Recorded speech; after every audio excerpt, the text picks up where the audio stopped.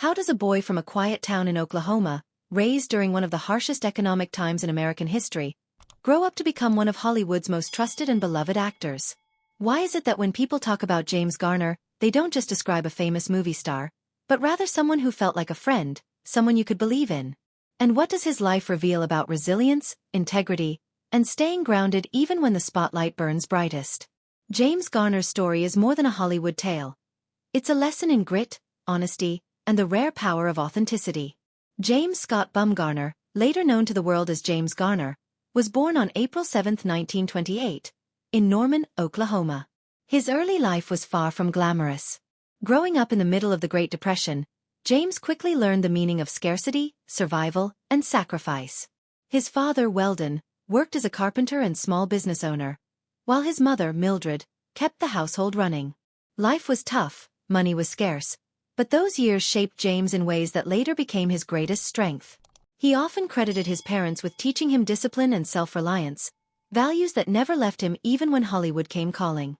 After his parents' divorce, James lived with his mother and later with his stepfather, navigating family struggles that forced him to mature earlier than most kids. Instead of breaking him, these challenges gave him a certain toughness and humility. It wasn't the kind of toughness that relied on bravado, it was quieter, steadier, the kind that prepared him to endure the ups and downs of a film career that would stretch across decades.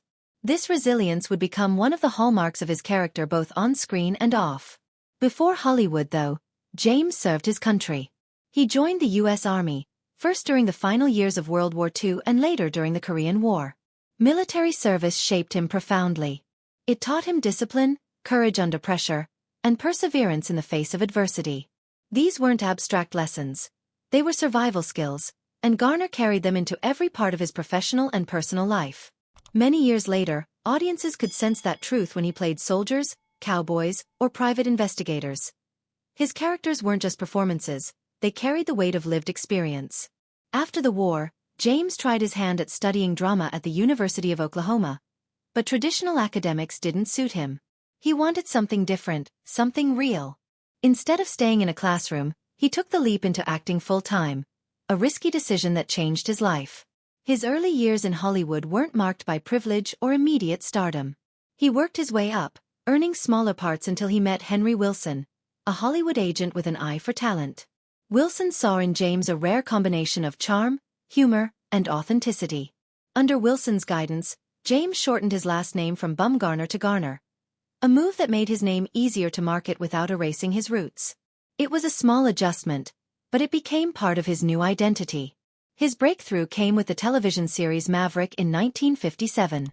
As Brett Maverick, a witty gambler who often relied on brains over brawn, Garner captured the audience's imagination. Unlike the traditional Western hero who won every duel and never cracked a smile, Maverick was funny, clever, and flawed in a way that made him relatable. The show ran until 1962, and during that time, Garner not only became a household name but also redefined what it meant to be a leading man in a Western. He brought wit where others brought guns, and he showed that vulnerability could be just as compelling as strength. This balance between toughness and humor became his trademark. Success on television soon opened doors in film. One of his most memorable roles came in The Great Escape in 1963, where he played a resourceful prisoner of war. The role suited him perfectly, allowing him to showcase courage without losing that underlying humanity. 3 years later in Grand Prix, he surprised both critics and fans by performing many of his own stunts in high-speed racing scenes, proving that his commitment to authenticity wasn't just for show. Audiences respected him because he took risks, not for fame, but for the integrity of the performance. And then came another defining role: Jim Rockford in the Rockford Files, 1974 to 1980. Rockford was a private investigator who didn't fit the usual mold. He wasn't rich, he wasn't invincible, and half the time, he seemed just as unlucky as the people who hired him. But he was clever, resourceful, and above all, real. The show resonated because it presented a hero who felt human, someone who could get knocked down but would always get back up. Garner's portrayal earned him Emmy Awards and further solidified his reputation as one of television's most dependable and admired actors. But fame didn't define James Garner. His personal life told an equally powerful story. In 1956, he met Lois Josephine Fleischman Clark at a social event, and within just 16 days, they were married. To outsiders, it seemed impulsive, maybe even reckless, but it turned into one of Hollywood's most enduring love stories. Garner often spoke about their early days with a mix of humor and fondness. He recalled how they ate dinner out every night for 2 weeks straight, too infatuated to spend time apart. Their honeymoon cost only $77, but Garner insisted it was one of the most cherished experiences of his life. Lois, who practiced Judaism, brought cultural depth and richness to their marriage, and when they married, she already had a daughter recovering from polio. Garner stepped into the role of stepfather with patience and compassion. Later, in 1958, they welcomed their daughter Greta, nicknamed Gigi. Balancing family with the demands of Hollywood wasn't easy, but Garner's commitment to his loved ones was never in doubt. He and Lois did experience separations, once briefly in 1970 and again for 2 years starting in 1979, largely due to the grueling pressures of the Rockford Files. Garner was physically and mentally exhausted, and the strain took a toll on their relationship.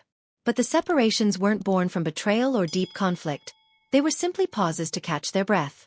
In 1981, they reunited, stronger and more grounded, and remained together for the rest of his life. Garner's humor about marriage revealed both his honesty and charm. He once compared it to the army. Everyone complains, but most people choose to stick it out. That kind of practical wisdom defined him. He didn't romanticize life, but he didn't give up on it either. Lois was his anchor, and together they built a life that weathered Hollywood's storms. While Garner was admired for his work, he was also admired for how he handled rumors, especially regarding his professional relationships. For years, speculation surrounded his chemistry with co-star Sally Field. Fans adored their on-screen dynamic and assumed it must extend off-screen. But Garner clarified that while their acting styles sometimes clashed, her fiery intensity contrasted with his relaxed approach, their respect for each other remained strong. There was no hidden scandal, no dramatic falling out, just two talented actors navigating the natural friction of collaboration.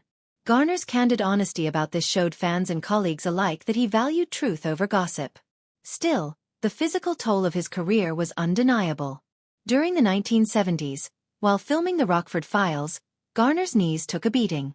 He performed countless stunts, chases and fights, and the wear and tear left him with chronic pain. Over the years, he underwent 6 or 7 knee surgeries, and by 2000, both knees had to be replaced. But his health struggles didn't stop there. In April 1988, he underwent quintuple bypass surgery after doctors discovered 5 blocked arteries. It was a life-or-death moment, and though he recovered, it was a stark reminder of how fragile even the strongest people can be. Doctors urged him to quit smoking, a habit he had carried since the age of 12. For nearly 2 more decades, he resisted, finding it difficult to let go of something that had been with him almost his entire life. Finally, in 2005, he quit smoking for good, an act that required as much discipline as any role he ever played. But health battles continued. In May 2008, he suffered a serious stroke, requiring immediate surgery. Although he recovered surprisingly well at first, the stroke left its mark, gradually contributing to the decline of his health in later years. Despite these setbacks, Garner remained active in Hollywood well into his later life. He appeared in Space Cowboys in 2000 alongside Clint Eastwood and Tommy Lee Jones, bringing charm and grit to the role of an aging astronaut. Then in 2004, he starred in The Notebook, where his performance as the devoted husband reading to his ailing wife brought audiences to tears. It was a role that reminded everyone why they loved him in the first place, because he brought sincerity to every line, every gesture. Even late in his career, he could make people believe in love, in loyalty, and in resilience. On July 19, 2014, James Garner passed away at his home in Brentwood, Los Angeles, at the age of 86. The cause was a heart attack brought on by coronary artery disease, a condition worsened by his years of health challenges. His passing marked the end of an era, but also the closing of a life lived with honesty, dignity, and grace. Garner wasn't just remembered for his roles, though they were legendary, but for the man he was behind the screen. Humble, kind, dedicated, and resilient. When people reflect on James Garner, they don't just talk about his fame. They talk about his authenticity, his humor, his loyalty to family, and his refusal to let Hollywood change him. He showed that success didn't have to come at the cost of personal values. He proved that you could be admired not for being untouchable, but for being real. That is why his memory endures. Not just as Brett Maverick, Jim Rockford, or the countless other characters he played, but as James Garner, the man. So when we ask ourselves what makes someone unforgettable, maybe the answer isn't just talent or fame. Maybe it's the ability to remain true to who you are, no matter how high the spotlight shines. James Garner did that, and that's why he will always be remembered as one of Hollywood's rarest treasures. If you enjoyed learning about his remarkable life and want to hear more stories about legends who shaped the world of entertainment, make sure to like this video and subscribe to the channel. That way, you won't miss the next story of a life worth remembering.